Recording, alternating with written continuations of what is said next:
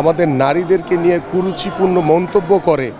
তাদের কাছে দেশ এবং আমার এই দেশের মানুষ কখনোই নিরাপদ মনে করি না আমি। আলহামদুলিল্লাহ, আল্লাহর রহমতে আমার এই নির্বাচনী এলাকায় ঢাকা ১৬ আসনে আমাদের অত্যন্ত সকলেই আন্তরিকতার সহিত, বিশেষ করে আমার নেতাকর্মীদের পাশাপাশি সাধারণ মানুষের স্বতঃস্ফূর্ত অংশগ্রহণের মধ্য দিয়েই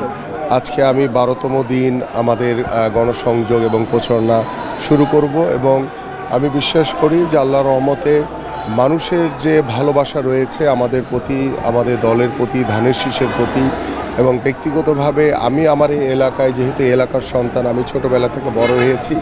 মানুষের যে আন্তরিকতা আমার প্রতি রয়েছে, আমি দৃঢ়ভাবে আশাবাদী যে আল্লাহর রহমতে ১২ই ফেব্রুয়ারি ত্রয়োদশ জাতীয় সংসদ নির্বাচনে এই আমার এলাকার জনগণের রায় নিয়ে ইনশাআল্লাহ আমি নির্বাচিত হব। এবং আমরা আশা করছি এখন পর্যন্ত আমাদের লেভেল প্লেইং ফিল্ড রয়েছে, এবং আমি সবার প্রতি আহ্বান করব যে আমার ঢাকা ১৬ আসনে আমরা কাউকেই কোনো প্রকার কোনো বিশৃঙ্খলা তৈরি করার কোনো সুযোগ দিব না ইনশাআল্লাহ। এবং আমি আমাদের নেতাকর্মীদেরকেও সতর্ক রেখেছি, তাদেরকে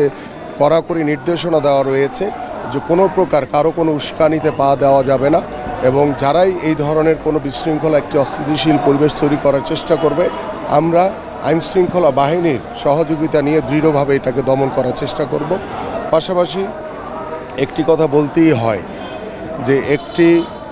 দল জামাত, তারা ক্ষমতার মোহে পড়ে, ক্ষমতার লোভে তারা যেভাবে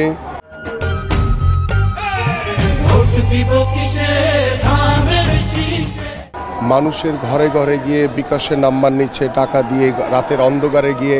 ঘরে ঘরে টাকা দেওয়ার চেষ্টা করছে, এই বিষয়গুলো আমাদের নেতাকর্মীদের অনেকের কাছেই আমাদের চোখে পড়েছে, এবং আমরা সেই বিষয়গুলো ইতিমধ্যে রিটার্নিং কর্মকর্তা এবং নির্বাচন কমিশনে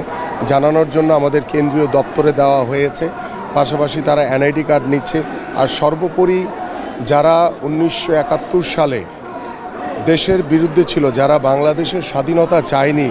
তারা আজকে তাদের স্লোগান দিয়েছে চলো একসাথে বাংলাদেশ গড়ি। এবং যাদের হাতে আমাদের নারীরা নিরাপদরা, যারা